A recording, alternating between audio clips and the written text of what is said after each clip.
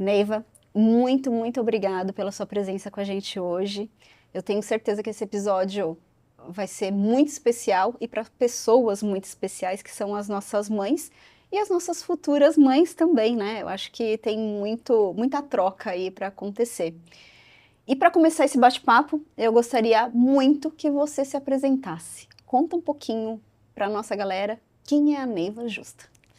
Muito obrigada pelo convite, André. É uma honra estar aqui. Eu sou a Neivia Justa, sou uma mulher branca de cabelo vermelho curtinho. Hoje estou usando uma roupa verde, combinando com o estúdio. Não foi proposital. Tenho 56 anos, sou cearense, moro aqui em São Paulo há 33 anos.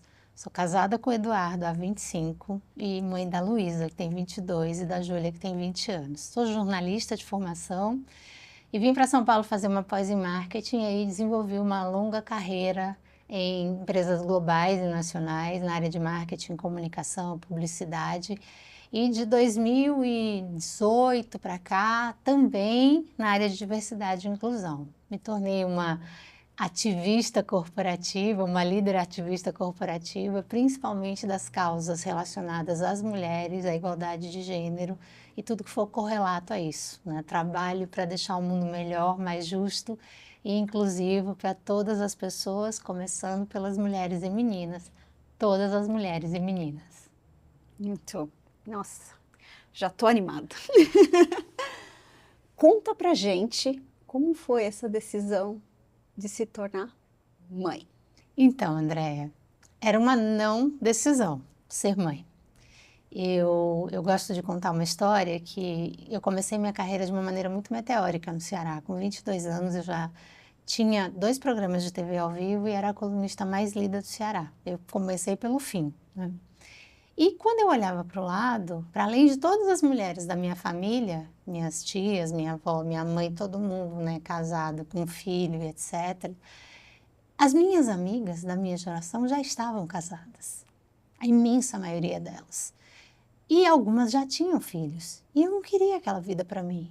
Nada contra aquela vida, eu acho que todo mundo deve escolher o que quer para si. Mas não era a vida que eu queria para mim. Eu queria conquistar o mundo, eu queria conhecer o mundo. E aí, rapidamente, eu criei o meu plano B, que foi vir para São Paulo, fazer uma pós e ficar distante daquela história. A outra coisa também era, até escrevi no livro que a gente acabou de lançar, no Essência da Influência, essa história. Eu queria o anonimato, porque aquela visibilidade muito cedo me incomodava muito. Eu não sabia lidar com aquilo direito. E aí, dos 23 aos 30, eu mantive a minha convicção de que eu não casar e ser mãe não fazia parte dos meus planos. Era uma coisa muito curiosa, porque eu namorava pouco.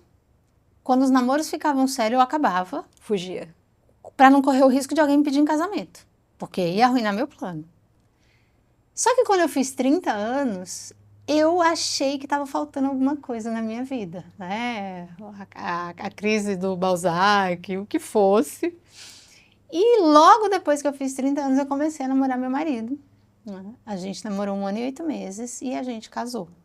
E o meu marido havia sido casado com outra pessoa por 20 anos e era louco para ser pai, ele não foi pai. Então ele começou a me pressionar muito rapidamente para que eu ficasse grávida. E para mim era assim, ok, naquele momento, se eu ficasse grávida, tá tudo certo. Eu sabia que eu seria uma boa mãe, porque eu sempre fui louca por criança. Mas eu achava que eu ia demorar para engravidar. Eu liberei na primeira tentativa, eu fiquei grávida. As 2 filhas.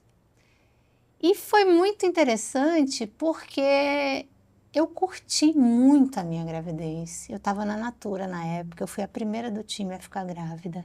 A Natura era o melhor lugar para ficar grávida, né? Porque mamãe bebê. Tem toda aquela Aprendi estrutura, a creche lá dentro. tudo.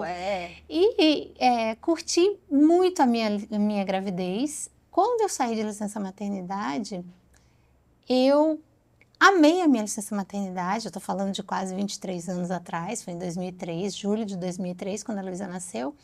Não existia rede social, não existia trabalho flexível, nada disso. Então, eu curti literalmente a minha licença maternidade. Quando eu terminei minha licença maternidade, eu decidi sair da Natura. Então, eu voltei e me demiti. Porque não havia trabalho flexível. Eu morava em Moema, a Natura era em Cajamar. Meu marido estava trabalhando no Rio na época.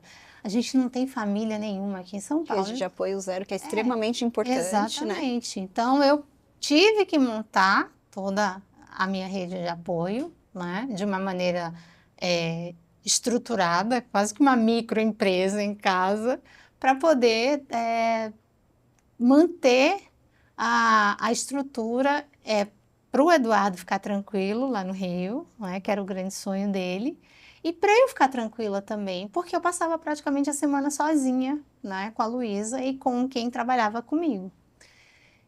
Voltei para o trabalho, trabalhando só meio período, o outro meio período de casa, e depois de 2 anos, quer dizer, menos, a Luísa tinha 1 ano e 5 meses, eu resolvi que eu queria ter outro filho, porque eu venho de uma família muito grande, meu pai tem 10 irmãos, minha mãe tem 11, e na minha cabeça não cabia filho único. Eu acho, além de tudo, eu acho uma decisão, todo respeito para quem tem um único filho, mas eu acho que se a gente não puder onerar tanto egoísta, um filho, né? é uma decisão egoísta. Eu concordo com você. Eu sou mãe de filha única, mas eu concordo com você.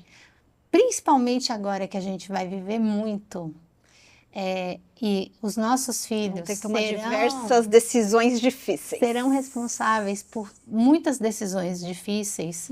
Não ter com quem dividir essa decisão é um ônus muito grande. E aí eu fiquei grávida da Júlia. A Júlia nasceu. Quando a Júlia tinha 2 anos e a Luísa 4, eu resolvi voltar para o mercado. E eu voltei com 0 culpa. Então, aquela frase, nasce uma mãe, nasce uma culpa, não se aplica a esta pessoa que vos fala, porque eu não tenho culpa. Eu me sinto absolutamente tranquila. Tem uma cena que o Eduardo, até hoje ele lembra, ele morria de rir. Quando eu voltei para o mercado, eu estava numa vida que eu levava elas na escolinha de manhã, pegava na hora do almoço, almoçava com elas e ia para a loja. Tinha uma marca ali na Doc Lobo de acessórios. E aí um dia, na véspera de eu começar a trabalhar lá na Skin Cariol, eu sentei com elas no chão de casa e disse assim, agora deixa eu contar uma história para vocês. A partir de amanhã, eu não vou mais buscar vocês na escolinha. Vocês vão vir de perua, olha que legal, vocês vão vir de perua. Estão ficando grandes, né? E a gente vai continuar acordando cedo, né? Tomando café juntas, preparo o lanche de vocês, levo vocês para a escola e de lá eu vou trabalhar, vou para o escritório. E aí eu só volto na hora do jantar. E aí a gente vai jantar juntas e a gente vai contar a história, como foi o dia, eu vou colocar vocês para dormir e tá tudo certo. Porque eu quero que vocês saibam que trabalhar é uma parte muito importante da minha vida. Eu vou ser uma mãe melhor para vocês porque eu vou voltar a trabalhar, que é uma coisa que me realiza. E eu jamais vou querer culpar vocês por não ter voltado a trabalhar. Quando eu terminei de falar... Com 2 e 4 anos, 2 e 4 anos. Elas falam assim, nossa, que história longa. Essa história não tá muito boa, né?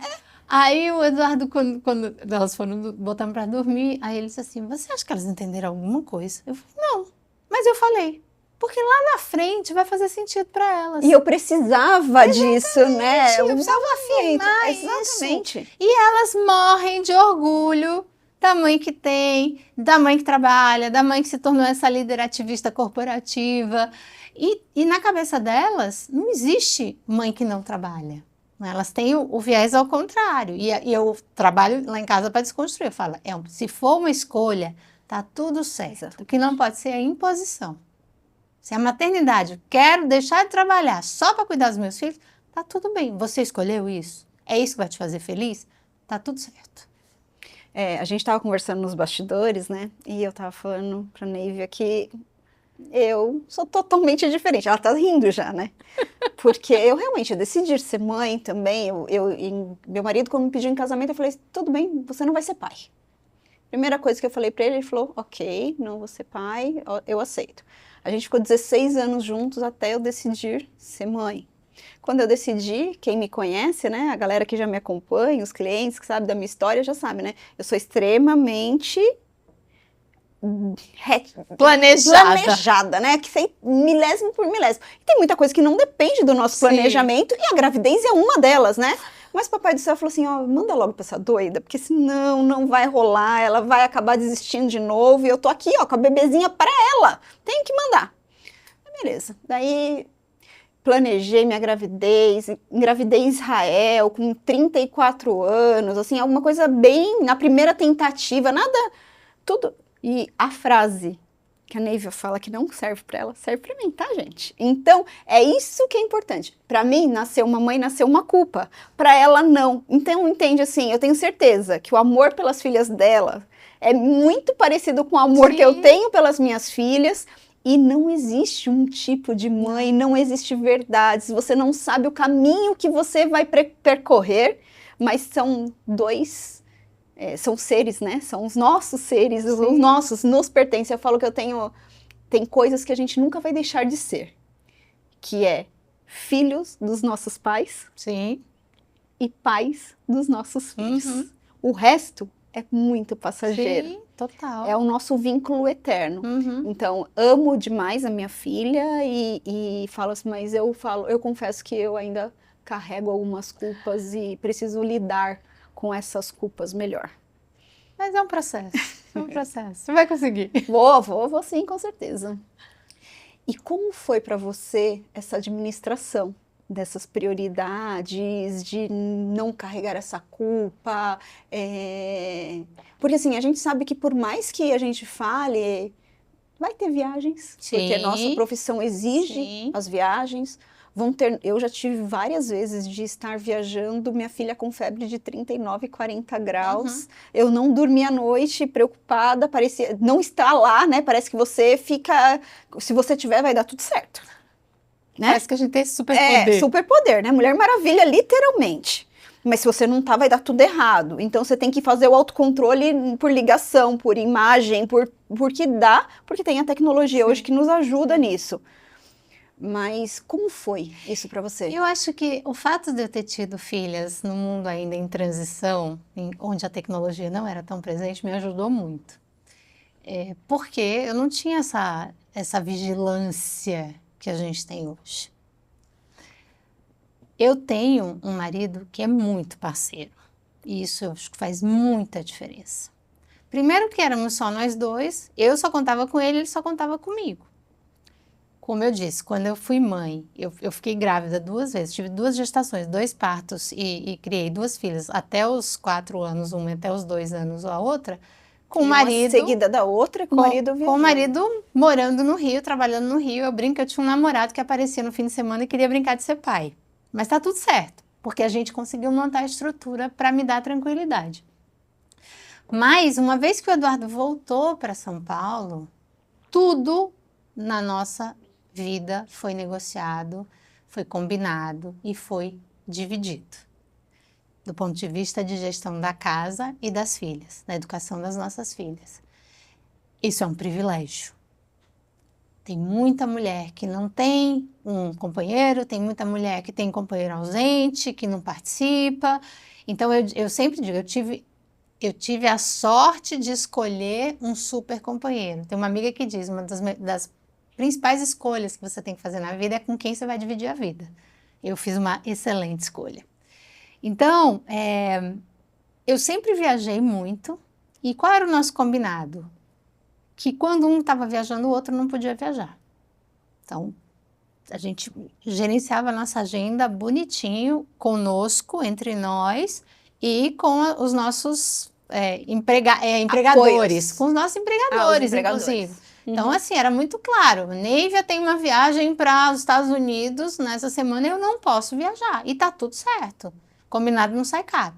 Eduardo tem uma viagem para a Alemanha daqui a um mês. Eu não posso viajar nesse período porque as meninas são pequenas, não vou deixar sem ninguém supervisionando. Você não tinha apoio. Exatamente.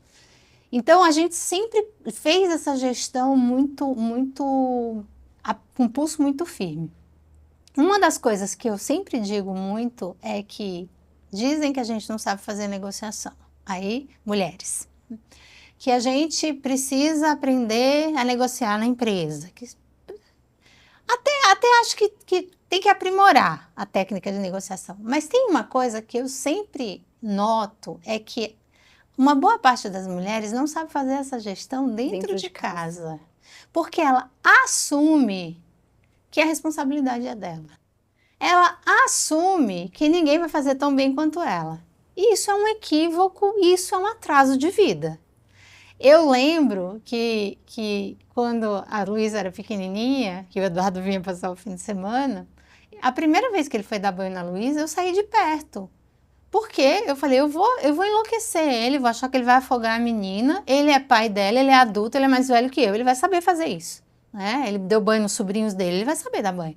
Mas eu saí de perto. Tudo que é dividido lá em casa, eu não fico supervisionando, porque senão você acaba inibindo a pessoa e ela nunca mais faz. Eu acho que é um grande equívoco que a gente comete como mulher e como mãe, é querer que as pessoas façam do jeito que a gente faz. Ninguém nunca vai fazer do jeito que a gente faz. E tá tudo bem. E pode fazer até melhor, né? A gente acha que faz melhor, mas pode quando fazer você falou, melhor. né? Febre, 39. Teve uma época, quando eu estava trabalhando na Goodyear, que eu viajava todo mês para o exterior. O pediatra das meninas ficou 1 ano sem me ver. Porque a consulta caía sempre quando eu estava viajando. Isso. E tá tudo bem. O Eduardo é muito mais cuidadoso, né? Muito mais preocupado com doença e com tal. Ele virou a referência das meninas quando era assunto era ir para médico, se machucou, tem que ir no pronto-socorro, é tudo o papai que faz. A mamãe não faz esse pedaço. Tá tudo bem. Então, dessa maneira, a gente foi levando, né? Ficamos, obviamente, até as meninas terem, sei lá, 10, 12 anos, a gente praticamente não viajava só nós dois. Porque não tinha com quem deixar. Era uma logística muito grande. Eu tinha que levar para Fortaleza para ficar com a minha mãe. A minha sogra já é mais velha, então não dava certo. Agora não. Por exemplo, a gente vai viajar amanhã para celebrar nossas bodas de prata, vamos ficar 20 dias fora. A primeira vez, elas já estão adultas, que elas vão ficar 20 dias sem a gente e tá tudo bem. E sem ninguém supervisionando, né? Nisso a gente vai concordar muito. Então, assim, eu falo que eu demorei até muito tempo para decidir ser mãe. E eu só decidi ser mãe depois que eu tive certeza que meu marido era o pai ideal. A gente está junto também há 23 anos e ele é o marido ideal, isso eu sabia. E daí eu ter certeza que ele era o pai ideal, e assim, eu falo que foi a melhor escolha que eu fiz, é o melhor pai da vida para minha filha.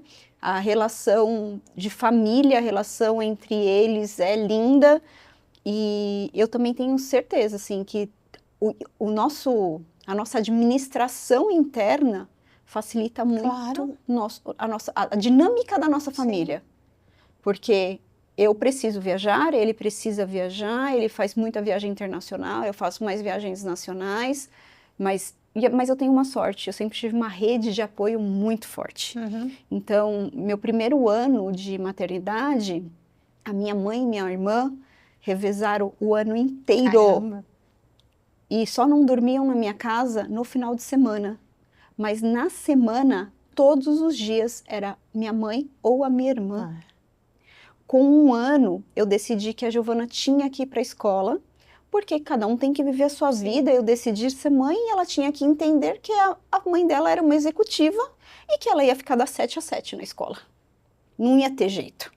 Essa era a realidade. E muitas vezes eu era a primeira a chegar, a última a sair e chorando porque achou que a mamãe não vinha mais buscar, ou o papai.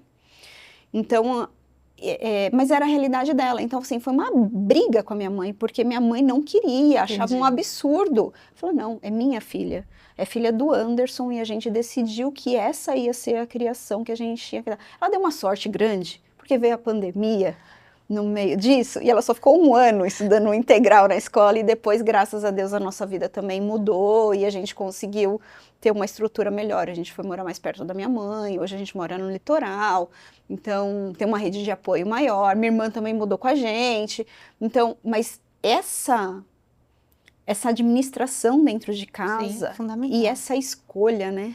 Eu acho que esse é um ponto muito importante, porque a gente está falando de mãe, mas a gente também tem que falar de mulher.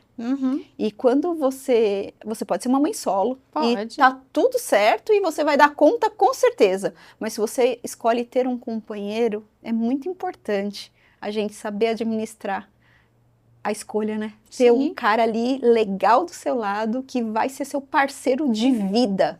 E mesmo se você escolher, for uma mulher lésbica, se você escolher uma mulher, escolha direito. Escolha direito. Ou um casal de homens também, assim, eu tenho um casal de amigos que hoje tem um bebê, o bebê deles vai fazer 2 aninhos. E é lindo ver a administração da casa dos dois. É parceria, né? Acho que não é... Parceria. Acho que essa é a palavra que fecha.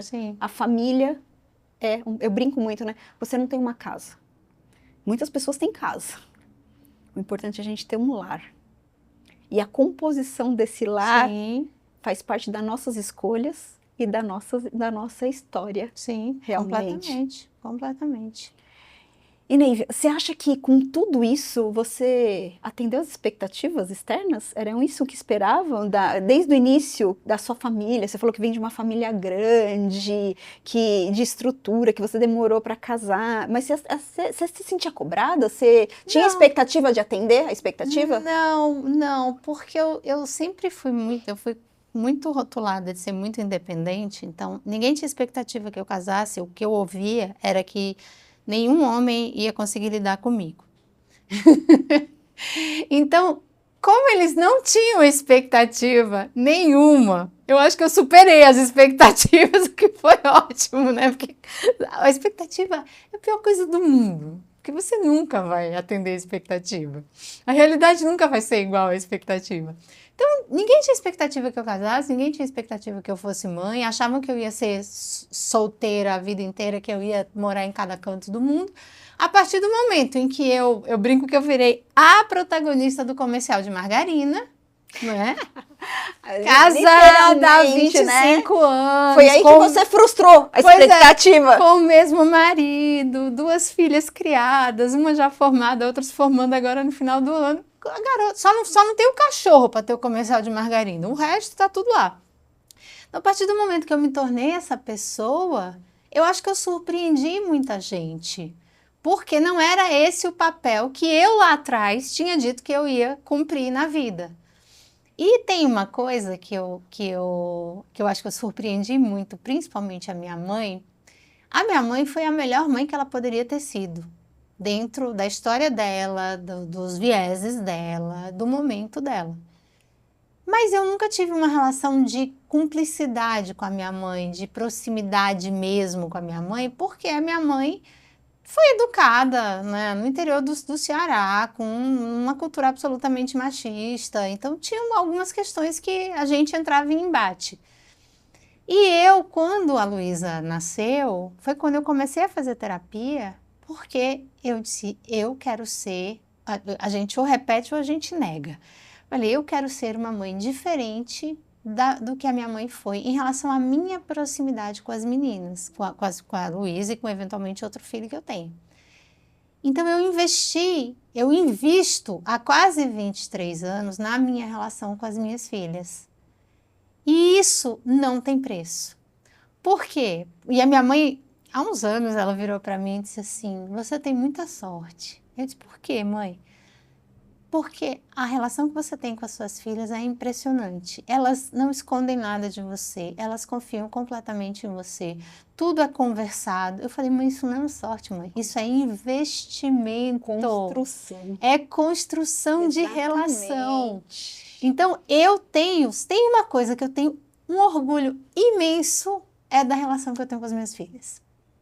E eu tenho certeza que elas têm orgulho também. É lindo, assim, é muito importante.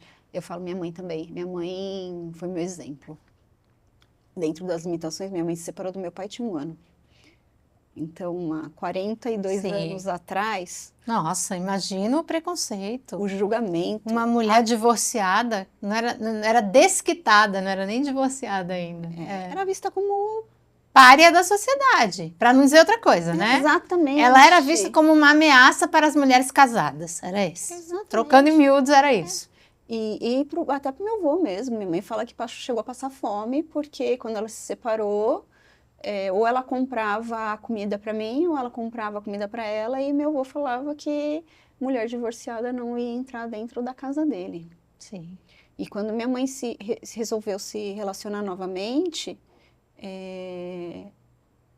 até eu, quando como criança, passei por diversas coisas. Tem uma história de vida minha que eu falo até hoje, assim, algo que me marcou. Eu tinha 7 anos, eu estava na casa da mãe do meu padrasto, e a gente estava passando por dificuldades financeiras, minha mãe estava construindo a casa, tal, e eu sabia que eu não podia pedir o iogurte para ela, porque ela não ia ter o dinheiro para comprar o iogurte. Eu sempre fui muito consciente, com 7 anos. E eu cheguei na casa dessa avó, e ela tinha um monte de iogurte na geladeira. Daí eu cheguei e fiz assim: ô vó, me dá um iogurte desse? Gente, assim, até hoje eu vou no mercado, às vezes eu pego o iogurte, às vezes nem consumo, mas só pra ter o iogurte na geladeira, sabe? Trauma de infância. Sei. Aqueles Du. Daí eu cheguei, ela olhou bem no meu olho e fez assim: não, esse iogurte é pra minha neta. Nossa Senhora. Eu tive febre. Imagino. Até minha mãe descobrir qual era o motivo daquilo. Então, assim, minha mãe passou por muitas coisas e é extremamente batalhadora, e eu falo muito que a minha inspiração, a minha força vem muito dela, e não tem como não imaginar tudo que ela passou, e muito do que eu sou hoje. Sim, também veio da história dela, é oriundo da história dela. Seja para fazer igual, ou para fazer diferente. Exatamente. Ou quebras de ciclos. Ela conversa muito comigo, assim, porque minha mãe se separou 2 vezes.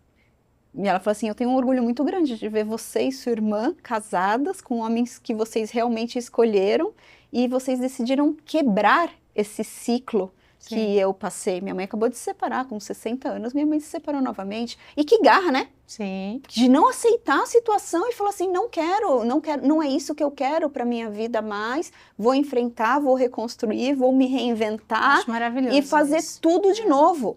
E tá tudo certo. Isso é excelente. Sim. E é muita inspiração. Acho que para mim e para outras pessoas também que olham e às vezes falam assim: nossa, como eu queria ter sua... Eu já vi diversas mulheres olhar para minha mãe e falar assim: como eu gostaria de ter a sua coragem.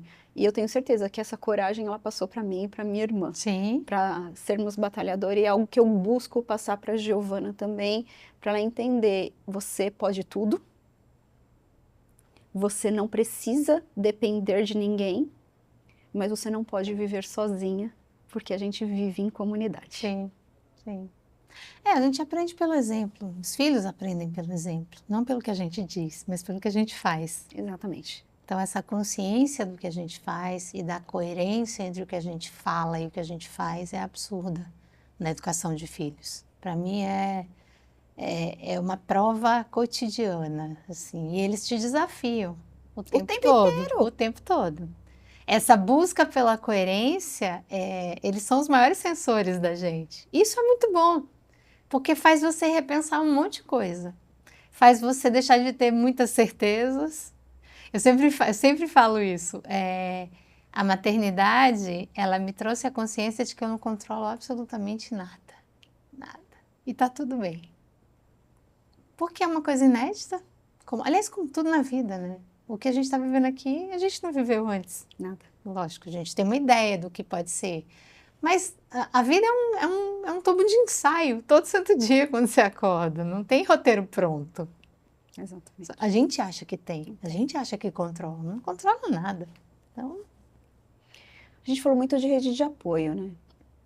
O que você acha que hoje, porque é o que você falou, as nossas licenças maternidades foram bem diferentes, a gente conversou um pouquinho sobre isso, que eu fiquei desesperada em olhar no meu Outlook, não tinha uma agenda, eu falava: Jesus, cadê eu? A executiva por 34 anos, não existe mais, cancelaram todas as minhas agendas. Você falou: não, eu não tinha essa... Não. Foi antes de ter essa internet, sim, esses controles, essas loucuras, né, da ansiedade de responder tudo na hora, deixou de ser proatividade e virou obrigação. Sim. Então, o mundo é muito mais acelerado. E você colocou, né, que você não teve essa rede de apoio. O que você acha que é necessário? O que você sentiu falta? O que você acha que pode ter certo ou errado? Se tem certo e errado nisso tudo? Tem uma coisa que eu até escrevi sobre isso recentemente e eu particularmente, uma opinião muito pessoal, eu não acho adequado você ter filho e terceirizar para sua mãe e para seu pai criarem. Lógico, existem contextos, existem muitas situações, mas se você planeja ter filho, já contando que você vai alugar seu pai e sua mãe para fazerem todo o operacional da logística do seu filho, honestamente eu acho isso desonesto, desonesto. Eu falo isso para as minhas amigas que fazem isso e eu digo, muitas vezes elas dizem, mas você não tem mãe e pai aqui, nem sogra. Eu falei, mesmo que eu tivesse, eu não faria. Porque eu acho que assim, quem é responsável pela educação e gestão dos filhos é quem trouxe para o mundo. Ter um avô e uma avó presente, que brincam, que eventualmente levam para o cinema, que eventualmente a criança vai dormir na casa do vovô e da vovó para você poder sair para algum compromisso, tá tudo certo. Agora, a pessoa alugar, exigir que a mãe e o pai deixem de ter vida para viver a função de educar e de cuidar dos netos, eu acho, honestamente, acho muito equivocado. Claro, eu venho de um lugar de muito privilégio. Eu pude me organizar, eu tive como bancar financeiramente a infraestrutura que eu precisava ter. O que me incomoda muito hoje, quando eu olho para outras maternidades, do ponto de vista de falta de estrutura? Falta creche. Então, sim, quando você olha para quem não tem o privilégio de poder contratar uma babá ou botar numa escolinha particular, numa creche particular, como é que uma pessoa pode trabalhar? A minha faxineira, por exemplo, vou dar um exemplo. A minha faxineira tem uma filha já adulta e tem um filho de 8 anos. Muitas vezes ela não consegue trabalhar às segundas-feiras na minha casa porque a pessoa que ela contrata para ficar com o filho dela até a hora do filho ir para o colégio dá um cano nela. O marido trabalha, o trabalho do marido é sempre considerado mais importante do que o dela, né? A gente volta... A obrigação é a tua. obrigação é dela, parece que não fez o filho junto. Então, ela tem que organizar a vida dela inteira em função de eu vou trabalhar desde que eu consiga montar a logística do meu filho. Então, acho que faltar creche é muito básico. Como é que as mães podem trabalhar se não tem com quem deixar os filhos? E tem uns horários meio loucos de creche também, né? Sim. Que tem uns horários das 11 às 3 da tarde. Eu falo, gente, em que mundo uma mãe... Porque automaticamente você pensa em mãe, tá, gente? Então pode estar totalmente errada, mas você pensa, né? Sim. A escola é das 11 às 15. Então a mãe tem que deixar a criança às 11, pegar às 15... E que raio de expediente é esse que ela tem, né? E onde ela arruma esse emprego? Me avisa que eu vou adorar dormir até às 10 da manhã, todo dia, e chegar em casa às 4 horas da tarde. Não existe isso. Eu concordo totalmente com você. Então, o não ter a creche é elementar e é uma falha gravíssima do ponto de vista de rede de apoio, né, para quem tem filho pequeno. A outra coisa que eu acho que aí olhando para o lado das empresas, eu ando muito estarrecida com um dado que foi divulgado pelo Ministério do Trabalho há umas 3, 4 semanas, até escrevi sobre isso, que se você somar todas as modalidades entre demissão e pedido de demissão, mais de 730 mil mulheres foram demitidas ou pediram demissão no Brasil nos últimos 4 anos, depois que voltaram da licença maternidade. Só as que foram demitidas dá mais de 380 mil. Elas foram demitidas sem justa causa, em até 2 anos que voltaram da licença maternidade. Então, quando um país, um mercado de trabalho enxerga a maternidade como um problema, quando nós mulheres, eu sempre digo isso, eu vou como a gente diz no Ceará, vou secar a língua de falar. Quando a gente decide doar o nosso corpo, a nossa energia, o nosso tempo para dar continuidade à humanidade e a gente é penalizada por isso, a humanidade deu errado. Não é possível. Imagina, eu estou escrevendo um artigo sobre isso. Um mundo sem mães. Como seria um mundo sem mães? Não existia. Porque como é que vai ter gente? Se o nosso corpo é a primeira casa de qualquer ser humano. Ainda não inventaram outro jeito de gestar uma criança. A não ser que seja pela via do nosso corpo. E aí a gente é penalizada quando a gente decide fazer essa escolha. Então não faz sentido. Não faz sentido nenhum isso. E é medieval, só que a gente está em 2026. Já passamos do primeiro quarto do século XXI e a gente continua demitindo mulheres que decidem ser mães. É surpreendente. E por um outro lado tem algumas outras questões ali também, né? Eu acho que tem muita mulher que é promovida no período da licença maternidade, que volta com uma promoção. Eu acho que não é a maioria. São as exceções. Ainda, infelizmente. E a gente fala assim, a gente volta com um gasto tão grande, né? Porque você tem uma necessidade de voltar para sua posição, né? Para você respirar diferente, sim, viver, às vezes até fazer um trabalho de reconhecimento, sim, de reconhecer quem você foi. Porque a maternidade muda hormônio, muda tudo, muda sua rotina, suas seu prioridades, sono, suas prioridades. Sua gestão do tempo. Total. E daí quando você volta, você fala assim, nossa, eu posso ser eu, né? Eu estou voltando, né? Sim. Eu não me perdi.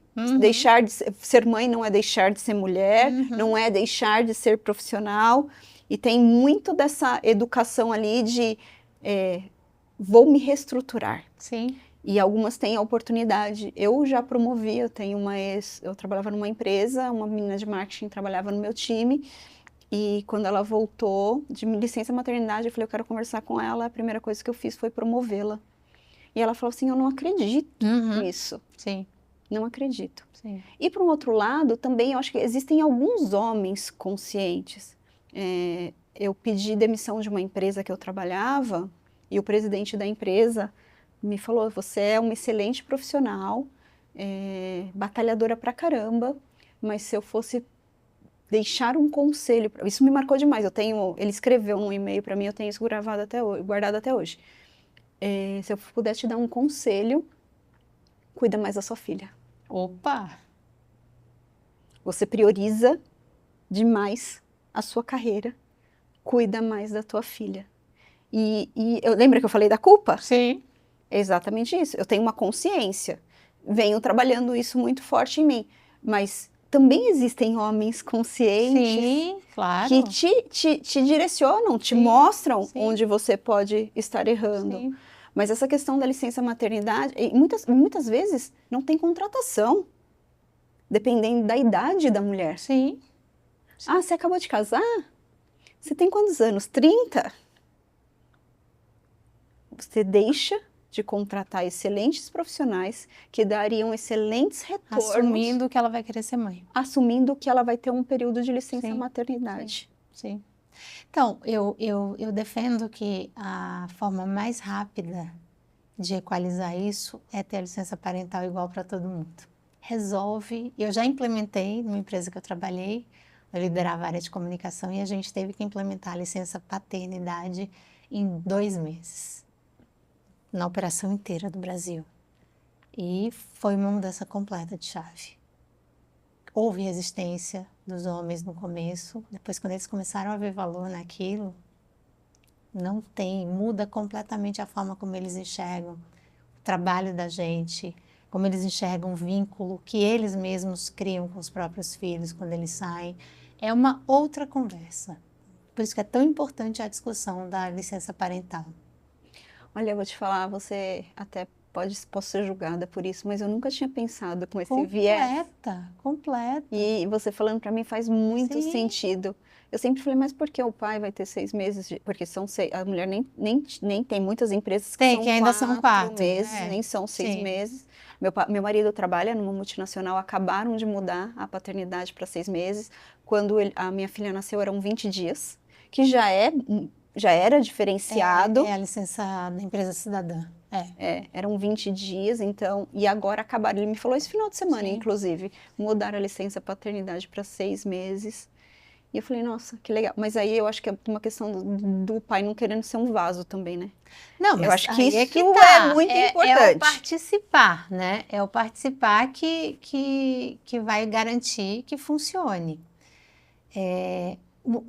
Tem muitos modelos. O modelo que eu mais vejo ter sucesso é aquele que você pode... a licença do homem pode ser dividida. Então, eu tenho muitos amigos que tiraram a licença paternidade de 6 meses. Eles ficavam os primeiros 5 meses com as esposas no dia a dia, dividindo de fato esse começo. Aí quando ou ficavam 4 meses, aí quando a esposa voltava da licença maternidade, eles continuavam, ou eles voltavam. Isso é muito legal. Porque aí você estende o prazo em que tem um dos cuidadores junto com a criança. Isso é fenomenal. Então, funciona muito bem. Mas eu entrevistei alguns vice-presidentes de empresas que passaram por essa licença paternidade de 6 meses. E é muito curioso, porque eles relatam exatamente o que a gente vive. Eu tive muito medo de ficar tanto tempo fora do escritório, de voltar e ninguém mais prestar atenção em mim, do meu cargo ter sido extinto, de eu não ter mais relevância.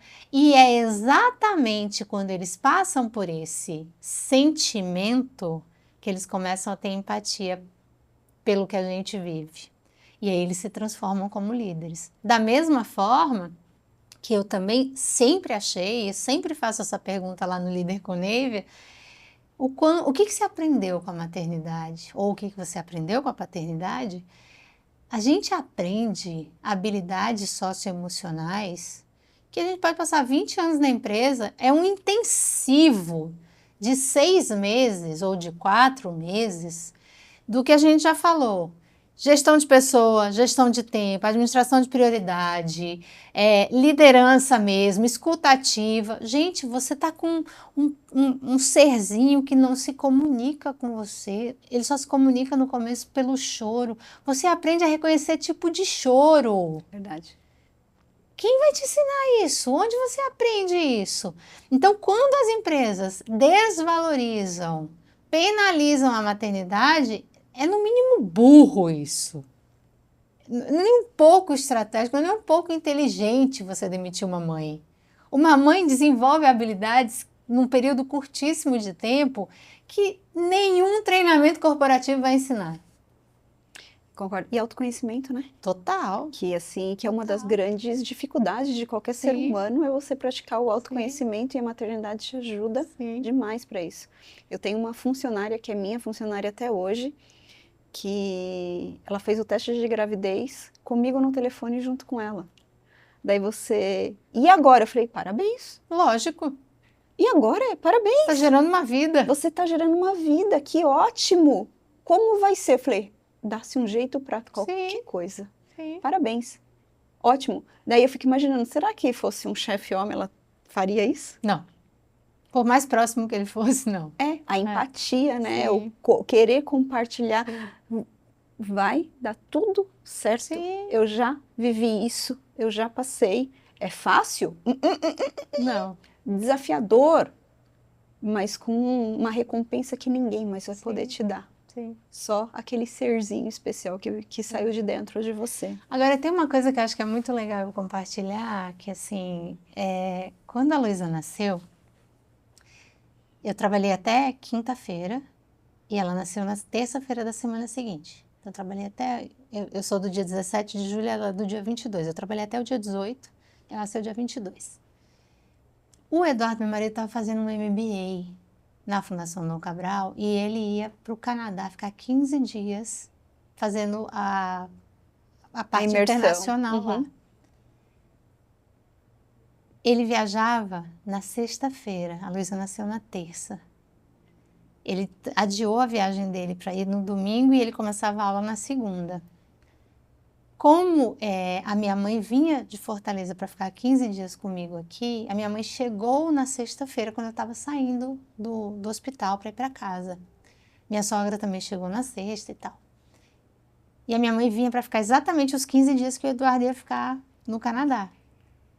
Andréa, na hora que, sexta de manhã, que vem a enfermeira, vem com a Luísa, toda bonitinha, eu tive uma crise de choro naquele hospital. Eu nunca me senti tão desamparada na vida. Porque enquanto eu estava no hospital, estava tudo funcionando, né? Cercada de enfermeiro, de médico, de tudo possível, com toda aquela infra. Eu ia levar aquele pacotinho para casa, eu não sabia o que fazer com aquilo. Eu tive todas as dúvidas existenciais do planeta. Eu falei, eu não tenho capacidade de criar uma criança, como assim? E o Eduardo vai viajar daqui a 2 dias. Eu passei o fim de semana inteiro chorando. Ao ponto do meu pai, que também veio, dizer assim, eu não estou reconhecendo você. Essa não é a filha que eu criei. E não é mesmo. Todo mundo achava que eu ia ter depressão pós-parto. E aí eu liguei para o meu médico, falei, me passa um remédio para eu me acalmar, porque o Eduardo vai viajar hoje à noite, que era já no domingo, e eu não paro de chorar. Desde que eu saí do hospital, que eu só choro. Aí ele me deu uma bronca. Ele disse assim, você não precisa de nada. Pensa que você tem tudo que a Luísa precisa. Ela só precisa de você nesse momento. Amanhã você vai acordar e você vai ter clareza disso. Tenta ter uma boa noite de sono, eu sei que sua mãe tá aí, que você tem a babá e tal, e vai dar tudo certo.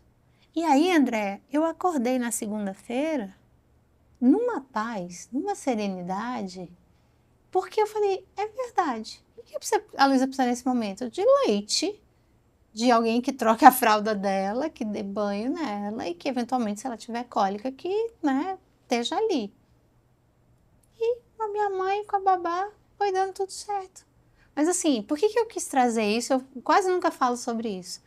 Porque é importante saber que a gente tem dúvida, que a gente tem medo, que você não nasce pronta, que essa coragem que vocês estão vendo aqui, essa coisa que não tenho culpa, é uma construção. E que tá tudo bem se você tiver medo, se você chorar, se você tiver dúvida, porque é tudo muito novo. Se você tiver culpa... Se você tiver culpa... vai tentando acertar. Porque assim, você vai errar. Ao longo do caminho, você vai errar. Agora, se você perguntar para a Luísa ou para a Júlia, elas vão dizer, dá tudo certo, a gente está aqui, saudável, forte, né, tocando a vida, dá tudo certo. Porque nenhuma mãe, nenhum pai vai fazer as coisas deliberadamente erradas. A gente vai fazer querendo acertar, querendo fazer o melhor. A gente vai errar, como tudo na vida. E tá tudo bem. Os filhos sobrevivem. Com certeza. E a gente também, né? E a gente Porque também. em muito momento, eu até brinco com meu marido nesse negócio de licença paternidade estendida. Eu falo assim, eu não me separei nos primeiros 2 anos de nascimento da Gigi, eu não vou me separar nunca mais. Porque a gente passou por ele passou por algumas mudanças de carreira, eu com muitos medos, muitas inseguranças, e o hormônio à flor da pele. Eu amamentei até 1 ano e 9 meses, a minha filha mamava muito, eu não dormia praticamente. Então, assim, umas coisas, e eu sempre valorizei muito o meu sono, muito minha liberdade, sempre foi muito livre. Então, assim, picos enormes, né? Daí eu falo assim, imagina você 6 meses com um pai ali do seu lado, assim, vai ser pior. Eu teria me separado, eu brinco, né? Eu falei, não é possível. Porque, e meu marido, foi o que eu falei no início do episódio, meu marido é o pai, é o parceiro, mas você tá fora de controle. Sim. Eu estava fora. Não é que eu deixei de ser eu, ou deixei de ser mulher, eu já não sabia mais quem eu era naquele momento. E eu não tive depressão pós-parto, e um dia minha mãe chegou em casa, tava o cachorro de um lado, a bebê do outro, eu falei pra minha mãe, ainda bem que você chegou. Ela falou, o que foi? Eu falei, eu tava fazendo um nido nitê pra quem eu ia jogar pra fora da janela. Também você resolveu ter um Tô cachorro, surtada! né? Minha mãe, pelo amor de Deus. Eu acho que tem uma coisa aí que também é importante a gente trazer, que é o seguinte. Parece que quando a gente vira mãe, a gente fica invisível. E a gravidez é totalmente oposta, né? Eu nunca vou esquecer quando as minhas 2 gestações foram maravilhosas, eu passei muito bem. E o Eduardo sempre me achou linda, grávida, então eu era quase endeusada grávida. Mas quando eu estava com 6 meses de grávida da Luísa, trabalhava lá em Cajamar, na Natura, eu sempre tive a pressão muito baixa. E um dia eu estava indo pro restaurante e eu desmaiei no caminho na passarela ali do corredor da Natura. Uhum. E quando eu voltei, né, tava médico, enfermeiro, segurança, todo mundo em cima de mim. E eu lembro que eu tinha caído e eu não rasguei a calça, mas eu usava meias Kendall para não ter varizes, aquela coisa toda, e rasguei a meia e tal. O médico queria que eu fosse pro ambulatório. Eu falei, não, moça, eu tô com fome. A minha pressão caiu porque tá quente, porque eu tô com fome. Deixa eu comer, depois eu vou pro ambulatório. Resumo da ópera, voltei para casa, eu ainda estava indo dirigindo para Natura e tal. Nesse dia o Eduardo estava em São Paulo. Aí quando eu cheguei em casa, tomei banho, fiquei esperando o Eduardo chegar. Quando ele chegou, eu disse, Eduardo, eu preciso te contar uma coisa. Aí o que foi? Eu falei, eu desmaiei hoje lá na Natura. Ele foi imediatamente e disse assim, a Luísa está bem? Aí eu fiquei muito zangada. Eu falei, escuta, eu virei só a embalagem que carrega a Luísa, é isso? Por que você não pergunta se eu estou bem, né? E ele começou a rir. Então, nesse dia, eu me dei conta que eu era, por um bom tempo, eu ia ser vista como a casa da Luísa, a embalagem da Luísa, e quando o bebê nasce, todas as atenções vão para o bebê. Ninguém quer mais olhar para você, ninguém quer saber se você está bem, é todo mundo em cima do bebê. Eu acho que isso tem que ser um cuidado muito grande com as mães. Sabe, a gente não deixa de existir porque a gente foi mãe. E a gente não deixa, que você já trouxe, não deixa de ser mulher porque a gente foi mãe. Eu lembro quando o Eduardo vinha do Rio, eu dizia assim, pelo amor de Deus, eu quero sair de casa. Eu quero sair para jantar, eu quero ir para o cinema, eu quero ver meus amigos, porque eu não nasci para ser só a mãe da Luísa. Não sou, não vou ficar nessa vida muito tempo. Eu quero continuar a ser a Neívia que eu era, agora também mãe da Luísa. Então, acho que isso é muito importante. Não se anulem. Não deixem de ser quem vocês são, porque vocês foram mães. Eu acho lindo meu marido me falar que no parto, a maior preocupação dele era comigo. Ele falava assim, meu parto foi, o médico falou assim, é o estágio do Corinthians, isso aqui tinha mais de 20 pessoas no meu parto. Comercial, né, gente? É amigo de todo mundo, que fala, que brinca, tá? Não, minhas amigas de infância, nossa, tava uma zona. Meu quarto tinha uísque, tinha cachaça, parecia, eu pedi um quarto maior pro hospital, falei assim, é melhor vocês me darem um quarto maior e longe porque o negócio aqui é bravo. E ele falava assim, todo mundo queria ver a criança. A hora que eu vi cortar, eu fiz cesárea, eu queria normal, mas não consegui, fiz cesárea. Ele falou, a hora que eu vi te cortando. E eu falava assim, Jesus Cristo, isso é muito invasivo. Então, assim, ele falou assim, minha preocupação maior era com você. Então, enquanto a Gigi nasceu, me senti uma emoção enorme. Mas enquanto eu não vi que você estava bem, eu não consegui relaxar. Porque o parto cesárea, ele é medieval, né? São sete Sete cortes, camadas. né? Exatamente, 7 camadas que corta. Os meus 2 foram cesárea. Então ele falava assim, e ele fala até hoje, ele falou assim, minha preocupação no parto sempre foi você. E é raro. É raro. Você ouvir essa frase, Sim. e é muito, porque a criança é a prioridade, todo mundo olha para a criança e ninguém olha para a mãe que está numa situação ali bem. E daí depois, é por isso que a gente fala, né? É um caminho longo a se percorrer. Você está numa outra fase, já com filhas adultas. Eu ainda estou numa fase dos 8. Tem mães aqui nos assistindo que está entrando agora. Tem mães grávidas. Tem vó. Tem tudo. Tem tudo. Tem tudo. E é um sentimento e é uma sensação de posse que eu posso falar assim, que é o que eu sinto, que vai pro resto da vida.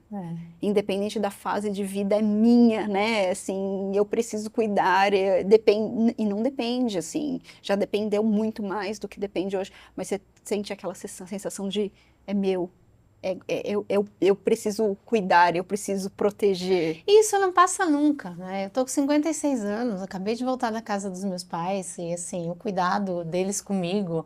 Eu falo que o melhor lugar do mundo é a cama do meu pai e da minha mãe, né? Então, eu fico deitada no meio dos dois quando eu vou para Fortaleza. Uma mulher de 56 anos. Que delícia. Eu vou viajar, eu falei, vou viajar amanhã. Eu hoje estava conversando, escolhi quais eram os vizinhos do prédio que eu ia pedir para, em caso de emergência, as meninas entrarem em contato. Elas são duas mulheres adultas já, né? Já uma de 22, outra de 20, mas é realmente a primeira vez que elas vão ficar com a gente tanto tempo fora do país. Então, numa emergência, elas têm que saber a quem recorrer, porque a avó de 95 anos está no Rio e os avós de 80 estão no Ceará, não tem para quem correr, né? Então, essa preocupação não passa nunca. Não passa nunca. Eu voltei de Fortaleza sábado, primeira coisa que eu tive que fazer quando eu pousei em São Paulo é ligar para meu pai, para minha mãe dizer, tá tudo bem, cheguei, tô indo para casa. Então, assim, meu pai me rastreia no Live 360. Oh! Então, e eu rastreio ele também, né? A gente toma conta um do outro. Então, assim, não passa, não passa. É pro resto da vida. Eu sempre digo isso. A única decisão que você não pode se arrepender na vida é de ser mãe ou de ser pai. Não tem caminho de retorno. Você não tem para quem devolver, você não tem como mudar de ideia. Botou no mundo, é seu e vai ser para sempre esse vínculo, essa responsabilidade, esse cuidado. E tá tudo bem, porque assim, que eu disse, eu nunca achei que eu ia ser mãe, mas hoje eu não consigo imaginar minha vida sem as minhas filhas. Elas são minha razão de trabalhar todo dia, de viver, de trabalhar para deixar esse mundo melhor. Eu faço isso por elas. Não por mim, porque eu não vou ver esse mundo, mas eu faço por elas. E, eventualmente, para filhos que elas decidam ou não ter. Que é uma escolha delas. Mas é para isso. Então, acho a maternidade é uma bênção. A gente tem até aqui no roteiro para deixar alguns conselhos, mas eu acho que a gente já deu tantos Sim. que não faz falta. Eu vou quebrar um pouco do roteiro e eu vou pedir para você deixar um recado para suas duas filhas. Eu sempre, eu tenho uma história que quando a Luísa tinha 13 anos, ela virou para mim e disse assim, mãe, o que você quer que eu seja? E eu, nas minhas respostas adiantadas, né, eu disse, eu quero que você seja feliz com as suas escolhas. Ela ficou muito confusa na época. Até hoje a gente fica, né? Quais escolhas? Então, assim, o recado que eu escrevi um capítulo de livro ano passado que chama Minha Mãe é um Sucesso. A proposta era escrever o capítulo com as filhas ou os filhos. E a gente escreveu esse capítulo juntos. É lindo o livro. O recado que eu deixo para a Luísa e para a Júlia, os dois grandes amores da minha vida, é exatamente isso. Que elas sejam felizes com as escolhas que elas fizerem na vida, na carreira. E que elas saibam que a gente sempre pode trocar de escolha. O importante é que a gente seja fiel ao que a gente quer e esteja feliz naquele caminho escolhido. Se não está dando certo, troca de escolha. Vai fazer outra escolha. E saia nessa busca. Tem uma tia que acabou de se separar com 80 anos. A gente sempre pode mudar de escolha. Mas seja fiel à sua escolha e seja feliz com a sua escolha. E saiba que a mamãe, quando estiver com saúde aqui, vai estar aqui para dar o colo e para orientar e para aconselhar. Muito bom. Eu vou aproveitar e vou deixar um para a Gigi também. Filhota, você sabe o quanto a mamãe te ama, o quanto você é importante, o quanto eu adoro acordar com o seu cheirinho, o quanto eu adoro fazer sua frutinha, te levar na escola e ter você sempre grudadinha comigo. Você é meu grudinho. E é muito importante esse grudinho para mim. Te amo, princesa. E para tua mãe? Para minha mãe, eu quero agradecer a minha mãe pela mulher incrível que ela pelo exemplo de mulher, de mãe, de esposa, de filha, de irmã, de tia e de avó que ela tem sido até hoje. Assim, eu sou porque ela é. Se eu sou essa mulher forte, é porque eu tive um belíssimo exemplo dentro de casa. E foi você, mãe. Mãe, você fez de tudo para criar eu e a Vivi. Você sempre cuidou muito da gente. Até hoje, nós sabemos que nós somos a sua vida. Isso muitas vezes nem é certo. Até hoje, você organiza tudo pensando na gente. Você é muito especial. Você é única. E é um presente muito grande para a gente ter você como mãe. Eu vou falar por mim, mas vou falar pela Vi também. A gente te ama muito. Você é essencial na nossa vida. Neívia, muito, mas muito obrigada pelo nosso papo. Um feliz Dia das Mães. Obrigada, querida. Que você não só me inspirou, mas inspirou muitas mães e eu tenho certeza que suas filhas têm muito orgulho de você. Parabéns. Obrigada, querida. Parabéns também a você e a Gigi, né? E ó, aquilo que a gente conversou antes. Pode deixar. Pode deixar. Pessoal, muito obrigada por mais esse episódio. Mandem lá os comentários, contem as histórias de vocês, compartilhem o que vocês já passaram como mãe, como pai, e vamos pegar essas histórias e mandar o nosso livro, daí uma sobe e puxa a outra, do nosso grupo tão especial que vem administrando mulheres tão maravilhosas, com trocas muito criativas, inspiradoras, e que busca realmente transformar e retransformar muitas mulheres. Obrigada!